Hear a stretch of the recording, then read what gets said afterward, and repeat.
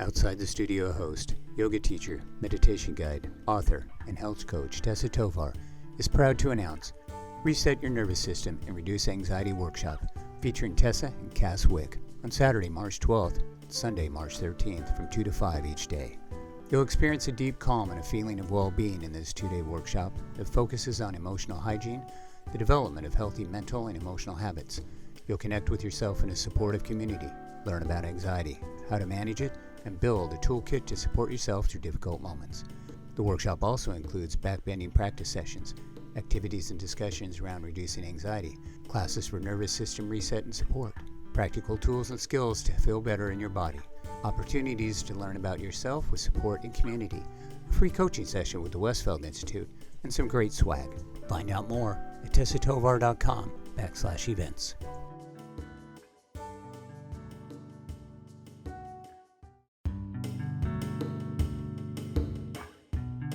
Hello, everyone. Welcome back to another amazing episode of Outside the Studio. I am here with an amazing guest today. This woman's name is Signe Myers Hovem. She is a wonderful person who has so much to offer us in the way of, I would say, a lot of wisdom in the world of compassion, self-care, and what it means to be empathic. So we're here today to talk about so many different things. And I know this is like a huge topic, but I want to highlight Signe's new book, The Space in Between, an Empath's Field Guide. It just came out October 12th, 2021. So Signe, congratulations, number one, on this. And as a fellow author, I know what it's like to have an idea that comes to fruition and then you give birth and send it out into the world. So first of all, how does that feel? Well, thank you for having me, Tessa. I'm looking forward to our chat today. How it feels to finally, my book, I will have a copy here. Beautiful. It was, at many times I thought I'd stop. It took me 10 years to write this book. And that is a labor of love. And so I'm very excited. I have to say, there's so many steps in getting published that, you get your book finished, but then begins another phase that, I wasn't aware of, such as the publicity, the promotion, that part in which you get it to your audience's hands, takes some promotion and putting myself out there. And so I'm getting comfortable with that.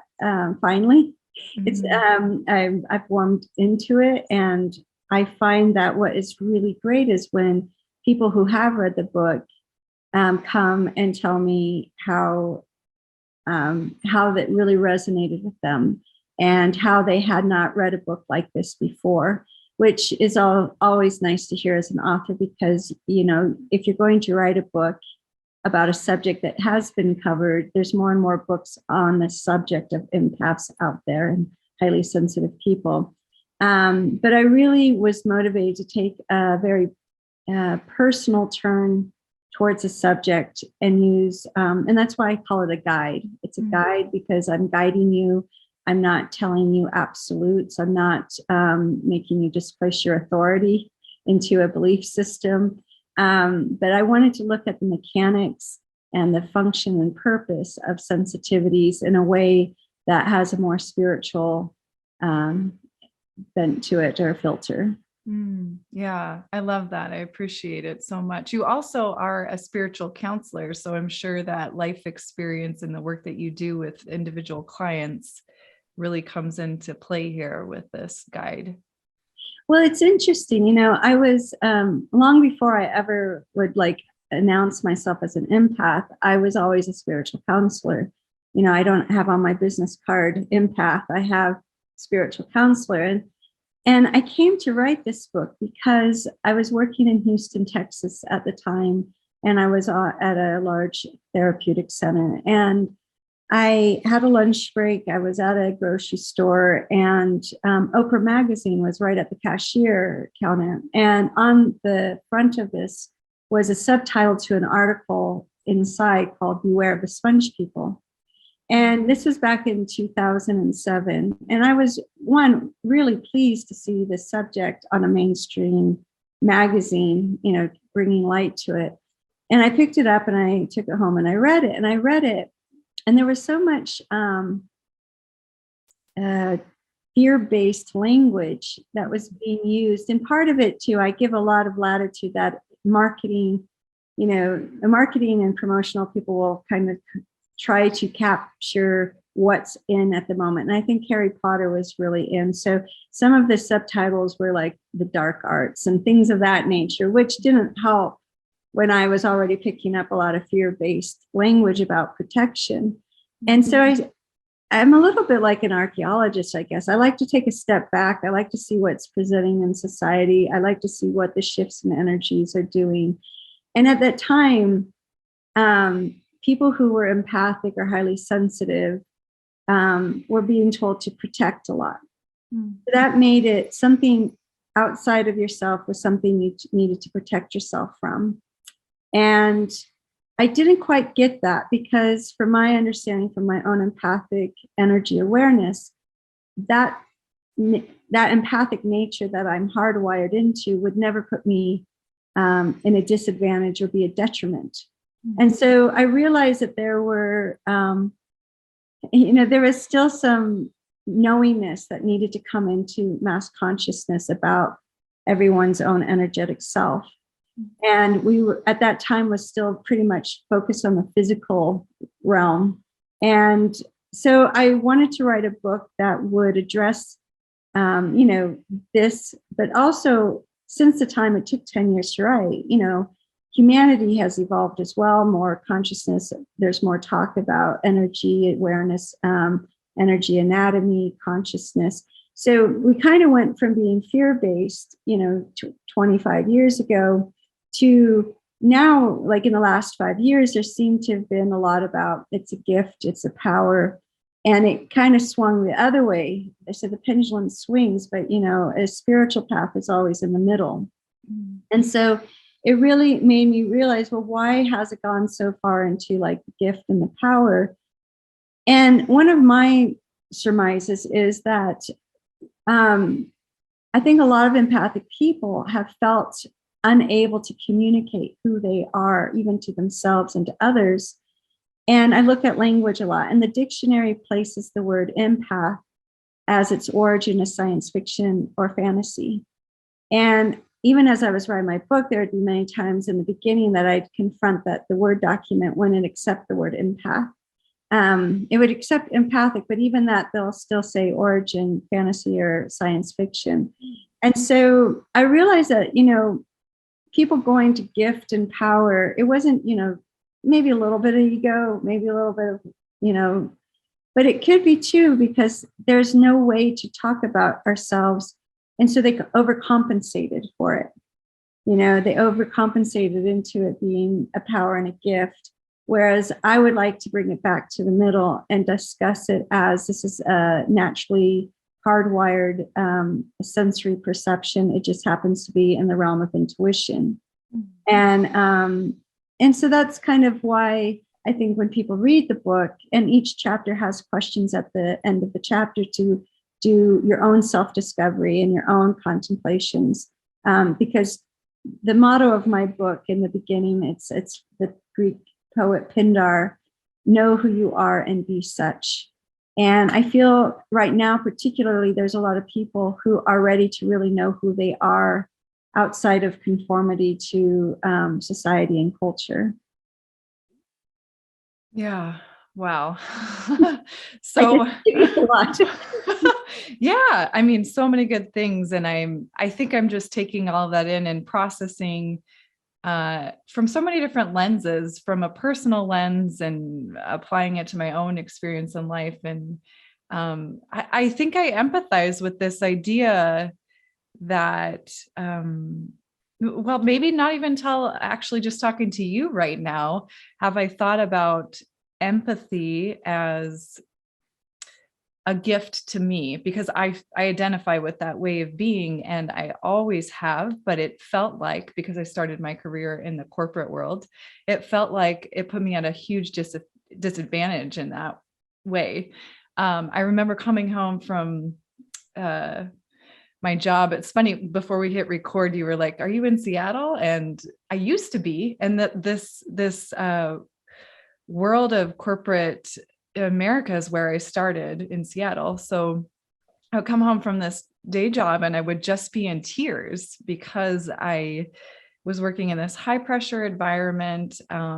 People were kind of yelling at me or just not very nice to me. And I always said, "Oh, I wear my heart on my sleeve. I don't know how not to be upset, or kind of, I don't know how to protect myself in this way." So I felt like, number one, yes, I had to protect myself. Number two, it felt like my personality made me be fearful of being judged or misunderstood or not up to par with what it took to be a good employee in that environment. And I remember my husband saying to me, "You need to have a thicker skin." And so for the next decade, I practiced growing a thicker skin.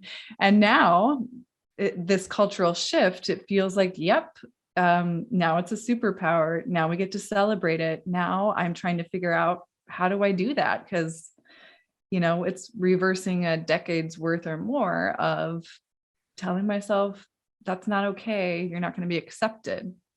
So that's number one. Like I can empathize with this on a personal level and a cultural level.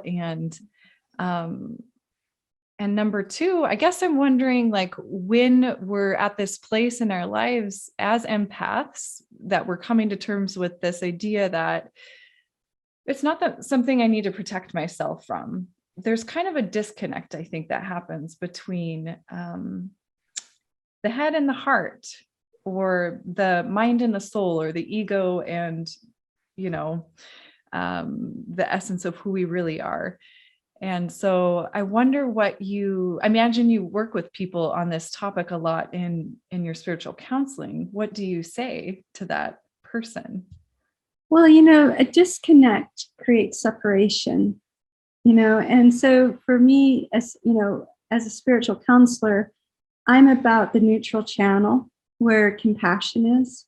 And I highlight that, people might think it's odd to say that compassion is neutral, but when you are in compassion, you're not judging, right? And I think so much of a person's spiritual path, and I do say, if you identify as an empath, you're on a spiritual path, because your sensitivities are wanting to show you who you truly are. It's one of the most authentic parts of you. It requires that you know yourself beyond culture and society. And it's showing you that you have the ability to have a larger conversation with the environment than maybe other people. But what happens is that a lot of people who are unaware that they're empathic, they don't understand that they're having this extended conversation. And so they kind of fall into, well, if I feel it, it must be mine. And then they take on years of trying to process stuff that they've maybe picked up, and they've had they've been confused, they've been overwhelmed, and they seem to slip farther and farther away from their true essence. And so in that situation, you get somebody who is unaware they're empathic, and yet they've created more or less barriers rather than boundaries. And so a barrier is like, a bunker that you are feeling like you're protecting yourself, but you left yourself really no resources to help you. And so a lot of my work is helping people come into, what is a boundary rather than a barrier. And a boundary is really set naturally, energetically, through your own knowingness of yourself, your resilience. And that comes through, knowing yourself. And a lot of people use affirmations like the I am. The I am is incredibly powerful. In energy work that I do, the I am represents, the blood. I mean, it's the essence of who you are.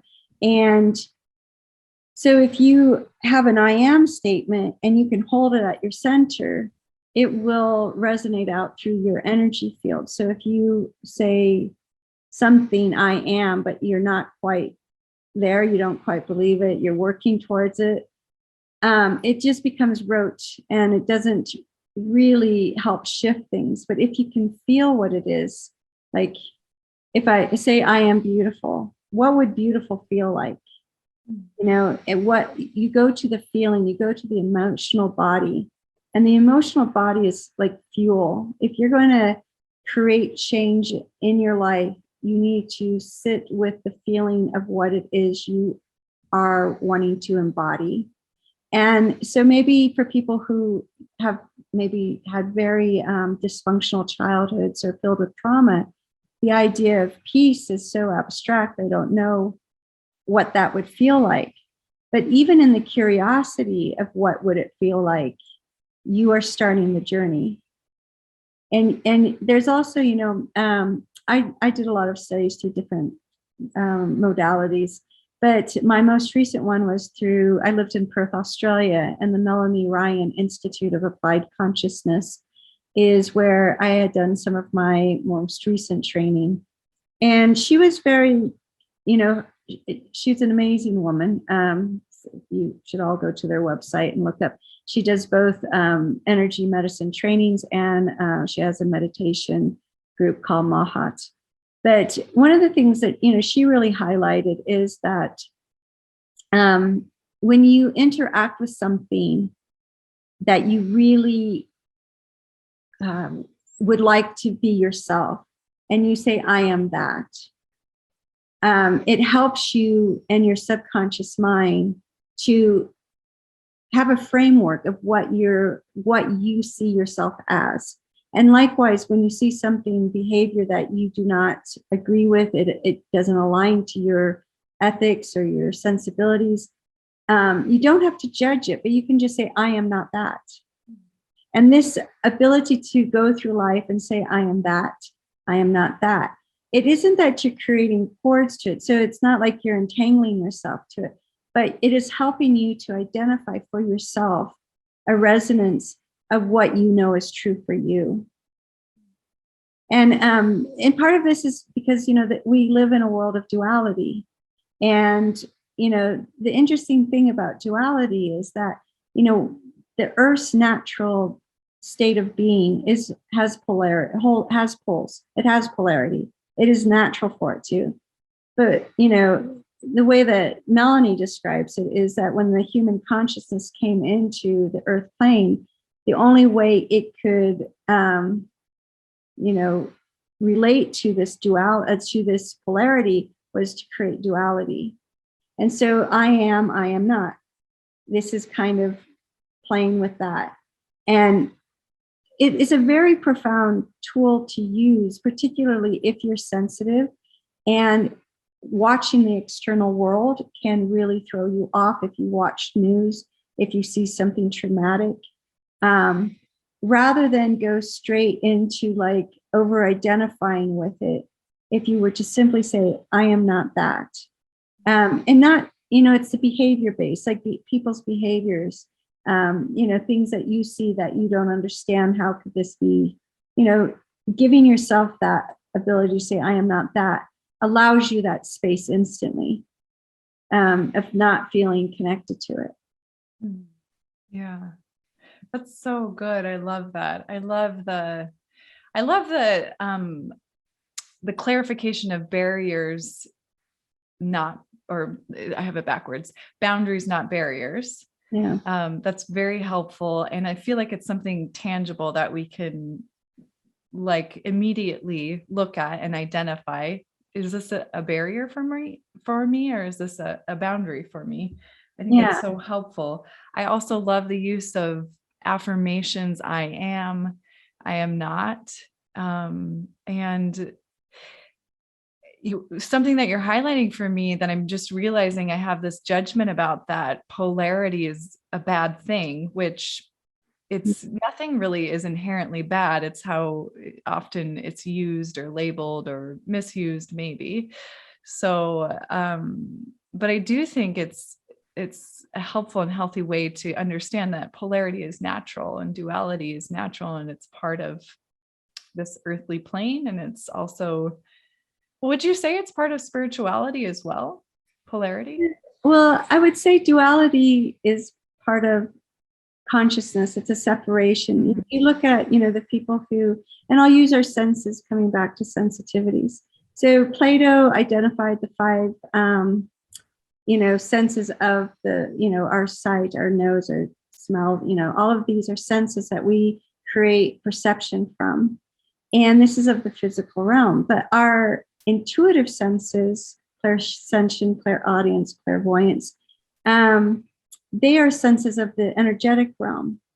And there's been this tendency of feeling that it's one or the other, when in fact it's both. In the book I talk about, you can have a coin and it's heads and tails.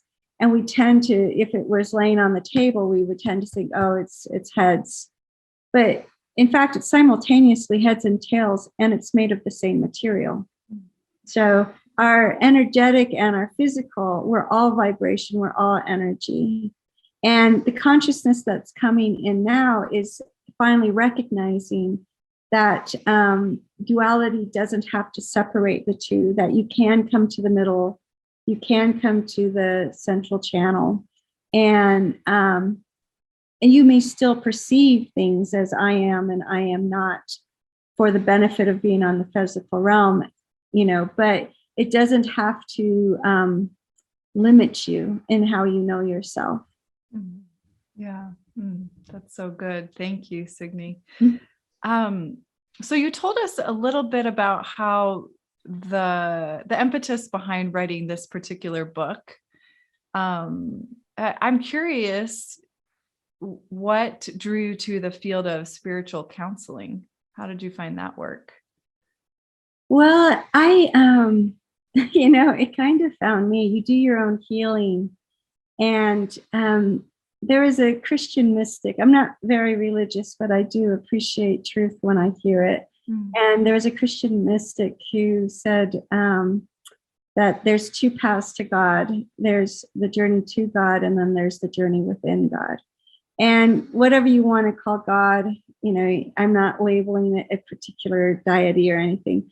But for me, that was really true and evident when I had a lot of, I had a fair amount of childhood dysfunction and, just many things as one does having a life, that I really needed to change my story on. Shift out of victim, turn it around.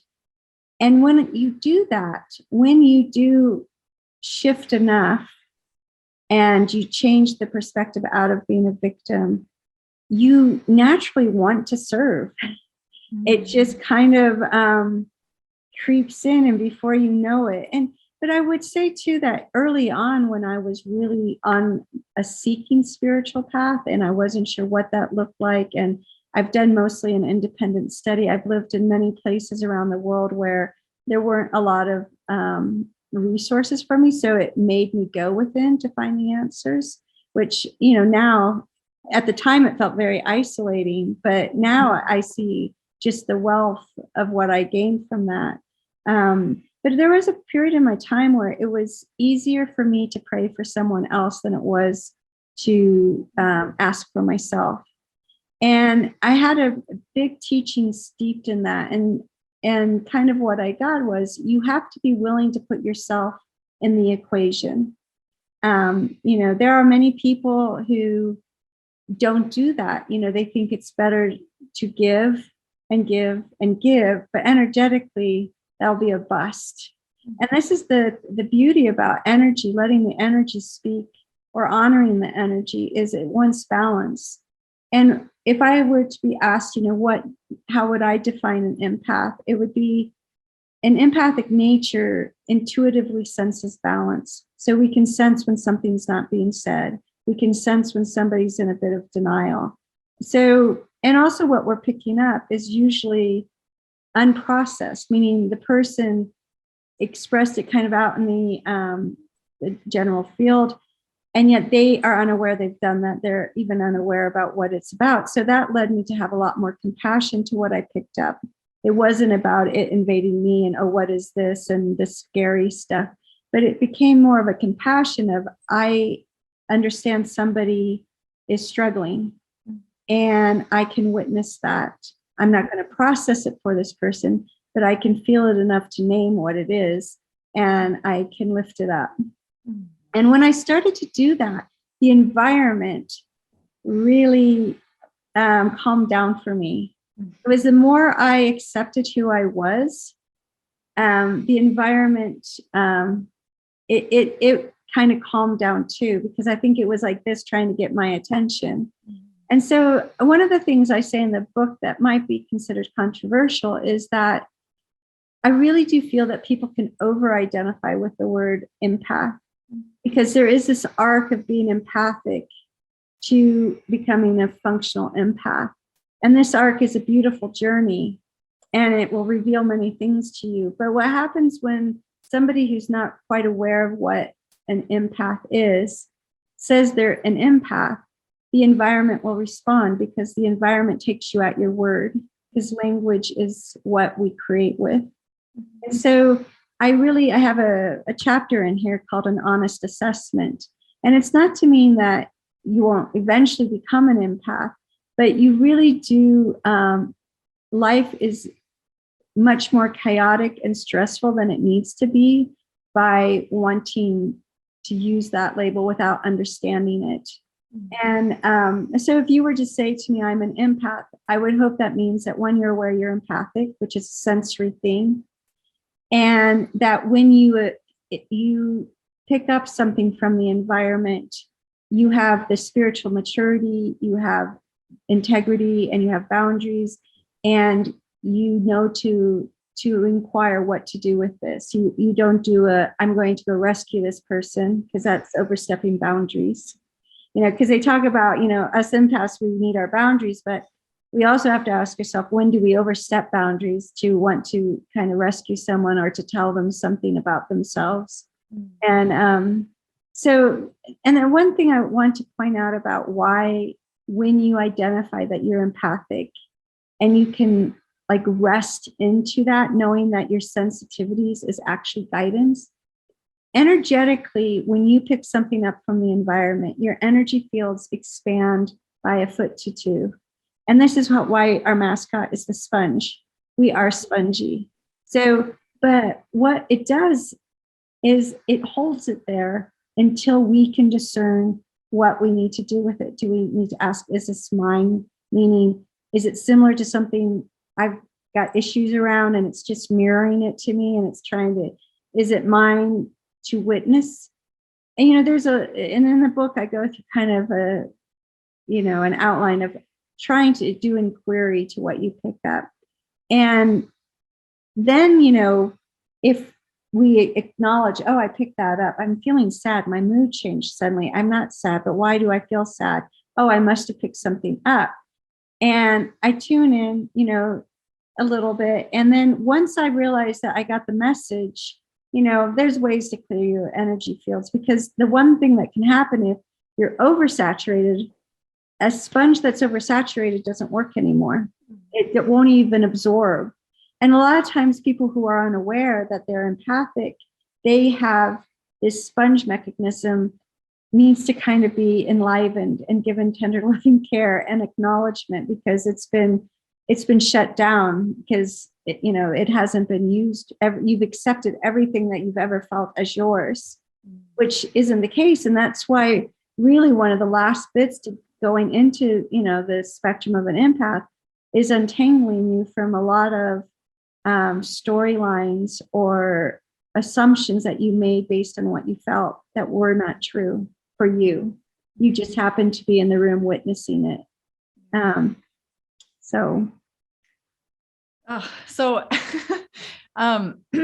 Gosh. Okay. So here's what I'm thinking in response to that. I identify as an empath. We'll use my own personal story as an example. Here's what usually happens for me, where I feel like I take on the suffering of the world. It feels like I've been carrying around on my shoulders and my neck for as long as I can remember. Here's a really good example of how that manifests in me. I'll be driving down a freeway, and those big semi trucks that take animals to the slaughterhouse. Yeah. If I pass one of those, or if one of those passes me, I can't, it's a full body visceral reaction. I can't, it's almost like I want to look, but I can't bring myself to look. And so I feel like totally torn in half. And I've always been this way with animals. And it's like I can feel the suffering of these tortured souls. And I just cannot wrap my head around how we've done this to cows, to pigs, to chickens, to, even those of us who have pets that we neglect. So that is kind of like my empathic, I will die on the sword for my animals. I'm saying this as my cat's crawling all over me. And so I don't know what to do with that, when it's something that feels like, or the environment, we think about climate change, global warming, the fear in the Pacific Northwest lately in the summers, the heat and the fires. It just feels like I've taken on all of that suffering and I feel helpless to stop it. And there's so much fear around that. So what do you do with something like that? I mean, that's the suffering of the world, right? It's not mine. It's not me. Right. I feel like I'm doing what I can to make the world a better place and not eat meat and, those kinds of things. So sorry, go ahead. No, I think that it's important because, what you are showing me is where your passion is. You just told me that you understand that the animals and the environment, you're passionate about it, and going back to compassion, seeing this, knowing the suffering, knowing that they're going to meet their end soon, that shows you're sensitive and you have a lot of compassion for them. But it's not like you can run the truck off the road and save them all. So you have to find a strategy that allows you to still be compassionate and not accept their fate, but I would say fuel a world in which you want to live where that is not present. You remember the I am and the I am not? You look at that truck going and there's suffering there and there's animals. So feel the compassion, which is not judgment, but it's, send them a prayer, an intention that their suffering is short-lived, that they're honored, that you honor their life, and the behavior of needing to having, whether it's industrial slaughterhouses, I am not. And you fuel a vision of the earth that you want to live on, in which, you do not have to interact with that level. It sounds kind of idealistic, but put in practice, it's profound. Yeah. Because we're talking a lot and it can kind of seem just one-dimensional, but to everything I'm saying, there is depth. Particularly as a sensitive person, we live a very immersive life. We don't just enter a space, we kind of come into it, and so when we feel grief and sorrow and suffering, it is visceral.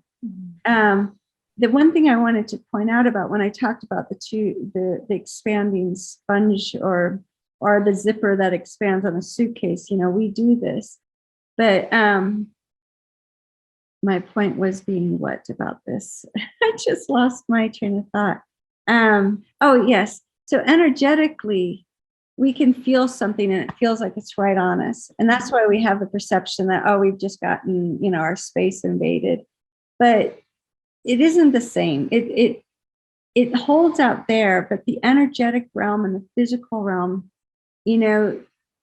energy moves differently a little bit. And so you can feel like it's right here, and you have to just trust that it's out there. So, when you're passing a truck like this and you are overwhelmed, ask your spiritual body. We have 4 subtle bodies. We have a spiritual, we have emotional, mental, and physical. Ask for your emotional body to not be so close to you, to give you some space. Mm-hmm. And you can ask your spiritual body to come close to you to help process this interaction, to bring you into compassion. And it's not that you're turning a blind eye, it's that you are witnessing, and yet you're still envisioning a world in which this is not present. Yeah. Yeah, it's interesting that you say that. I actually had that thought. This happened last week, and as I was approaching it and feeling myself kind of ramp up with this reaction, I reminded myself of a Reiki prayer. I also have a Reiki certification. So just kind of a cleansing and letting go of, and passing safely and passing quickly and coming to peace is something that popped into my head. So, and, it doesn't make it go away. It doesn't make it easier. But I feel like you're right. It's not like I can be like, pull over, sir. I'm going to free these animals, on the freeway right now. So I find that helpful. I'm looking for, out of my book. Okay. This is kind of relevant. Mm-hmm. So in my book, I talk about different examples, like, we can be overwhelmed as empathic people because we don't really feel it modeled back to us. But if we do look, there are many examples of empath working spiritually, like the Dalai Lama. And I give an example of different cultures and different empaths that help us realize that we're not alone. There are people of great significance. And I used an example of when he was in Florida for a World Prayer Conference, and he was in Washington, D.C., and it was the time of the Orlando shooting at a gay bar in Florida, and many people died. And so I talked about prayer, and is prayer enough? And I will leave this story to be read. It's an interesting one because the Dalai Lama kind of flipped the tables on the media that was present. And because he did a prayer, and then he immediately started laughing, which confused everyone, I'm sure. But he was doing something very well. I'll let people read the book and hear why what he was doing. But what I did at the end is I offered the prayer. I keep a prayer journal, and it helps me particularly like with incidences that you just described. And I would like to read the prayer I wrote at the time of that. I keep a prayer journal that helps me express my awareness and intentions for those in need of comfort and in the midst of a crisis, including myself and my loved ones. Here is the prayer that I added in the moments after watching the Dalai Lama. For those individuals who died together in Orlando in fear and shock, abruptly and at the hands of hate and terror, I hold for you a space of healing so that your loved ones may honor your life, your body, your mind, to balance the gift of life with the acceptance of death. In this space that is outside of time and space, may you receive exactly the healing needed to continue your eternal presence in wholeness and in peace. I honor you and your life that you chose to live, however you began it, however you ended. In peace and with mercy, may your light be brightened by the love you knew and shared. Amen. And then I just go to say, if you're inspired by a prayer or moved to compose your own prayer, that's a wonderful practice of expressing empathy, compassion, and awareness.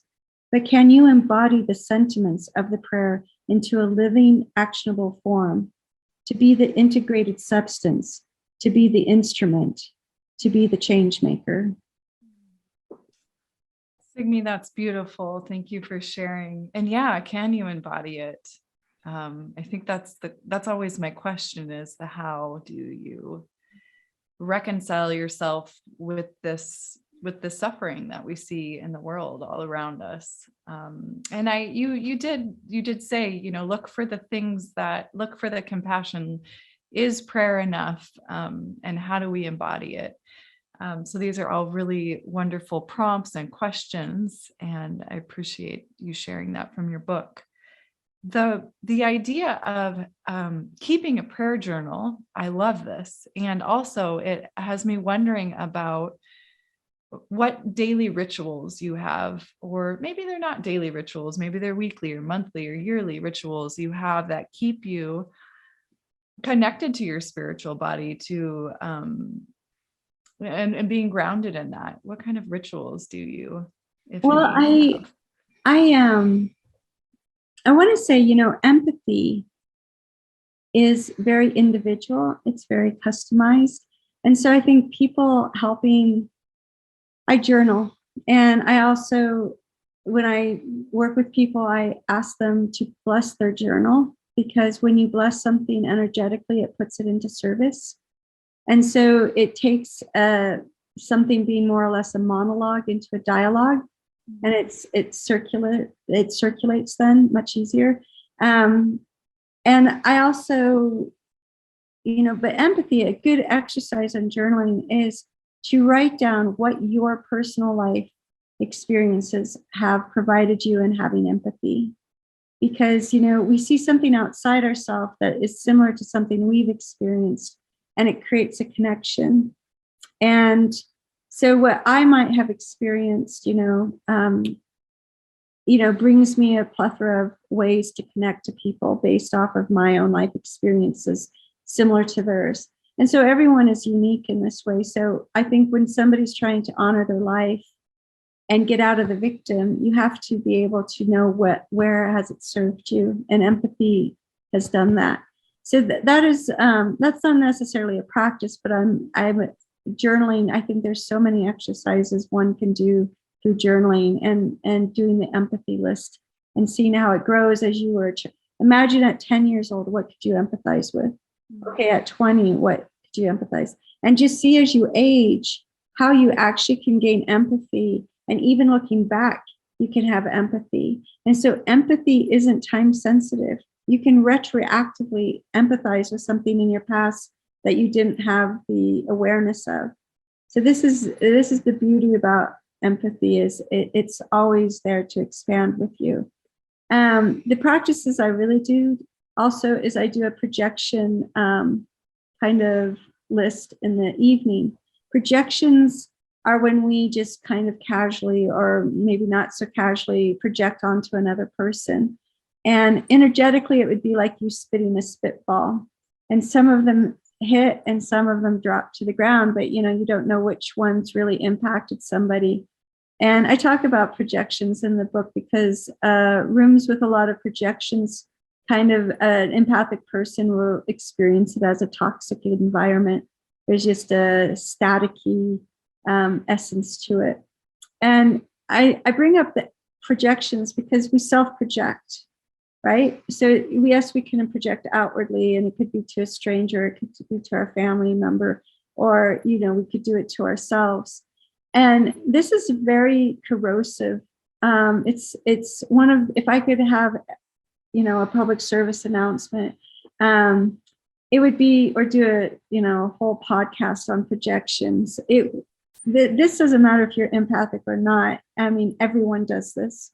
But what's interesting is that if you sit and you list what you're aware of, where you've self-projected on yourself or somebody else, or you would pass judgment, and you call it back, because you were the creator. You created that thought. It originated with you, and you have the power to call that back energetically. And that clears so much. It's like we look at the environment and there's pollution, and we really, we need to, really work on the earth because we can see it. But energetically, projections is littering and pollution, and empathic people kind of get double banged because they're feeling it energetically, but they're also seeing it in the physical. So another reason why I think we're extra sensitive and we're kind of overwhelmed because we're not only reacting to something we're seeing, but we're also feeling it energetically. But so what I discovered, as I said, I'm not a very religious person, but I do know the Lord's Prayer, and it talks about trespassing. And when I heard that after, I'd been doing a lot of work with energetic projections, I was like, oh my goodness, this prayer is completely about projecting on you trespassing on somebody's own self, the way they see themselves. And that is incredibly selfish, and I have a friend who his definition of terrorism is someone else telling you who you are. And that's why a lot of people do conform, because they feel they have to fit in certain boxes. And that's basically culture terrorizing individuals because they don't fit in. So projections and, these are things that I take very seriously. And we have time, I'll share one. I had a client who knew that she and her husband were projecting upon their teenage son, and it was causing all sorts of problems. And she showed me, I did a demonstration on what projections can do to an energy field using dowsing rods. And she went home, she sat her husband down. And I said, we have to change this. And so she explained to him what she had just seen and heard. And they sat down and they made a list of all the beautiful things they knew of their son, what they wished for him, all uplifting, no judgment. And every time they felt themselves getting frustrated and wanting to, when you're frustrated, you project very easily. So they would go to this list and they would sit and they'd read this list until they could feel themselves come back into their heart and out of their mental body. And their relationship, she said, 3 months later, it was a completely transformed relationship with their son. Ah, that's so cool. Yeah. So what was the exercise that you did to visually see this? Okay, so I take dowsing rods and I can measure somebody's the outer right level of their energy fields. And then I have the group, I know beforehand what they're self-conscious of. Is that they know that this is going to happen. They just don't know what's going to happen. So they share with me what they're self-conscious of, because that's like Velcro to an energy field yourself, whatever this is another thing. Journal on make a list of what you're self-conscious of and start to clean it up. But, so then, you have a group of people project mental thoughts on this subject. And then I measure the person's fields again, and it hits them. Their energy fields will shrink by, upwards of 3 feet. And then I have somebody who's actually related or in a deep relationship with the person. And so it'd be more from the heart. And when you have, anyone that you're really connected to project on you, it hits you even harder because they represent love. And if, so it's a very profound way of starting to live. And this is living consciously and being mindful. So can you do that in an interpersonal relationship? Let's say it's a husband and wife fighting about money, and they are each projecting their own lived history and values with regards to money. Can they do this with each other in the presence of one another? The scenario of like the third party son, this is an exercise that partners did without the son present, correct? Right. Yeah, because their thoughts were about the son. Right. Yeah. So when you know that you two are projecting onto one another and you're having this interaction that maybe is starting getting heated, and money is one that I feel like most partners can identify with, can you do that in the presence of each other, that projection exercise? Or is it wiser to do it separately? Well, I would find that if you can sense that you're slipping into projecting, you catch yourself. Right? This is the conscious awake mind. It recognizes it's slipping. And so you counter it with, even though this conversation is frustrating or is, going nowhere, I still honor and respect my husband. I know he has my best interest in heart, or as something more positive. But you have to understand, you're allowed to have disagreements. That's not necessarily projection. It's when you would project on him, oh my goodness, he has no sense of financial, it's when you go into attacking him as a person, that becomes a projection. When it's just discussing, finances and the frustration, or, you're allowed to kind of work, that's communication skills. But the projection is more of an attack. It's like, I used an example of, okay, you go to a cashier, you don't know the cashier, and she has funny teeth, and you think to yourself, oh man, she's got funny teeth, she should go see a dentist or whatnot. And if she's sensitive and self-conscious on her teeth, it's going to connect, right? And the thing is that person who was at the cashier, if he caught his thoughts before he let go, because it's a verb, she's a person in front of him, he's thinking about her, it's like an IEP address. So it goes straight to her, so when you at night, or even in the morning, go, oh my goodness, I just projected, I'm so sorry. I think there's a Hawaiian prayer. I can never say it. Hono, something. It's about, please forgive me. I'm sorry.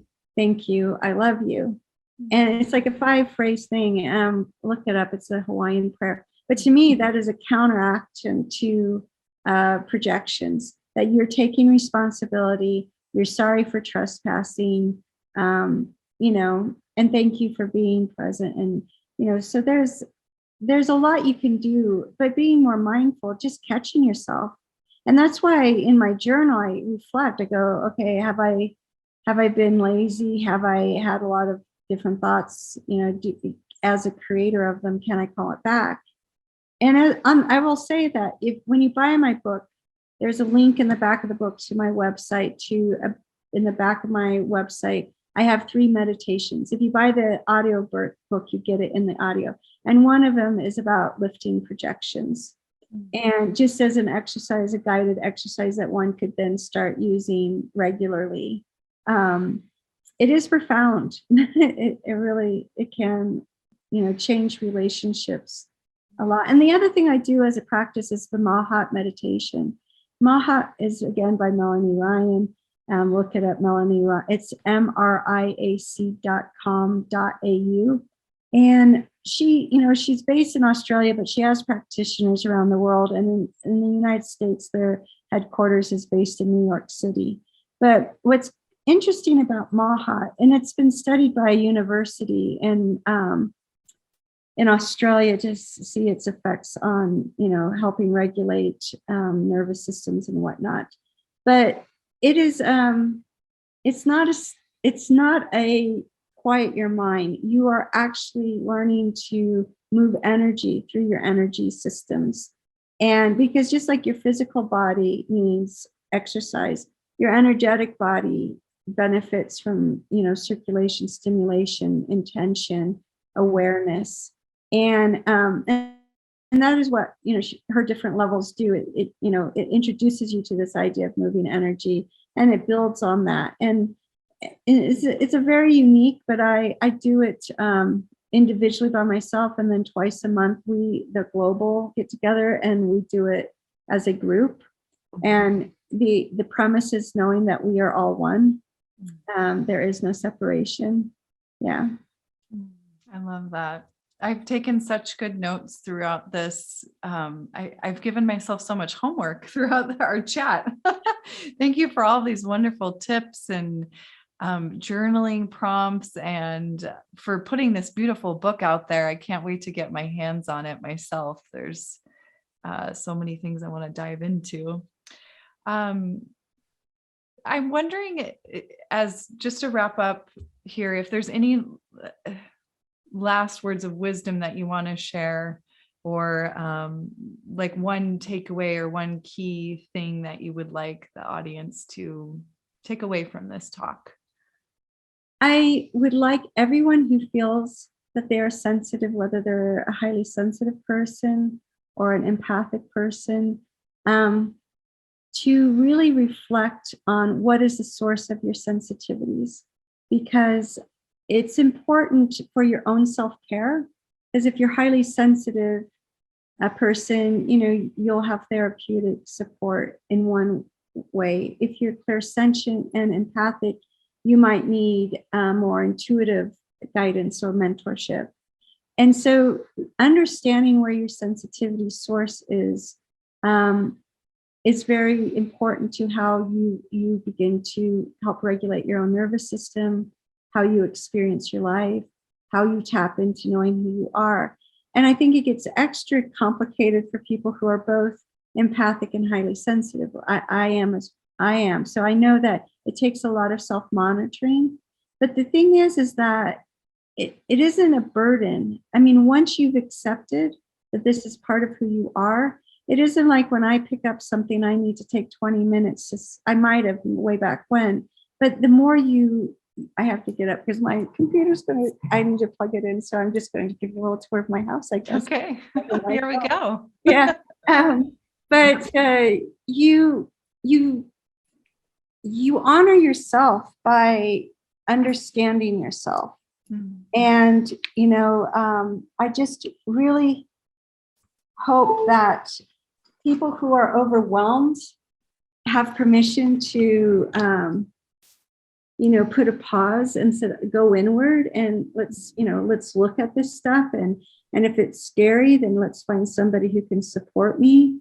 The back of my book has resources. I'm a guide, but I also know that there are some amazing people out there that have instruction and teachings. And if you want to develop it into even being, in service yourself. So I want everyone to know that your sensitivities are a blessing and a guidance, and lean into that. Thank you so much, Signe. Such wise advice, and it's my soul personally feels soothed. So I thank you for that. So please check out Signe's new book, The Space in Between, an Empath's Field Guide. Signe's website is SMHOVEM, it's like your first two initials, your last name.com. I'll make sure all of that goes in the show notes so that you can find Signe's book and all of her amazing resources and services. If you want to connect, please do. Yeah, and I would like to add, if anybody's interested, this is a great book to do as a study group. And particularly if you have someone who can lead it and make sure everyone doesn't overstep boundaries. But so if anyone does choose to have it as a book group or a book study, approach me, and I would love to join in for one of the sessions and the talk and answer any questions. Yeah. Oh, cool. Okay. Well, maybe I'll do that. Maybe we'll have a study. Gosh, it's been so long since I've had a book club or a book group. So you're lighting a fire for me, Signe. Thank you for the offer. We will take you up on that. All right, my dear, I will let you go now. I appreciate your time and all of your wisdom today. Well, thank you, Tessa. It was a joy, and I wish you well. You're very radiant. So keep glowing. Thank you, Signe. Likewise. Well, everyone, that concludes another amazing, wonderful, mind-blowing episode, at least for me. I hope it was for you, of this podcast, Outside the Studio. It's such a gift to be able to share these conversations with you, dear listeners. I have always had a passion for asking questions, for having these deep, meaningful conversations with people that are doing really interesting things in the world. So I just feel so grateful that I get to share these intimate conversations with you. My hope is that you learn something along the way, you feel inspired to try something new, or to ask yourself, or even a loved one, a question that means something to you. We're all on this planet together, and we're all trying to find our way. So I hope this lights a dark path for you with a little bit of hope, a little bit of sense of that we're going to be okay and we'll get through this together. If you have any questions, comments, concerns, or suggestions for future topics, I'd love to hear from you. You can email me directly, Tessa at Tessa Tovar. That's Tovar with a V as in Victor.com. That goes the same for my website, tessatovar.com. You can also find me on Instagram, Tessa Marie, Marie, Tovar, on the socials. So I'd love to hear from you anywhere that you like to communicate and reach out. It's so nice to know that people are listening and that things that we're talking about resonate. I want to give special thanks to all of the people that make this podcast happen. It's not just me. I have an amazing team behind me of sound editing, engineering, producing, special music created just for you listeners. So the music is produced and written by Drew Laverne. The sound editing, producing, and engineering is by the talented Consistency Media Group. All right, that's it for now. We'll be back again soon. Tune in, please. And don't forget to subscribe, rate, and review. Share it with those that you think will find this information helpful. And stay well, my loves.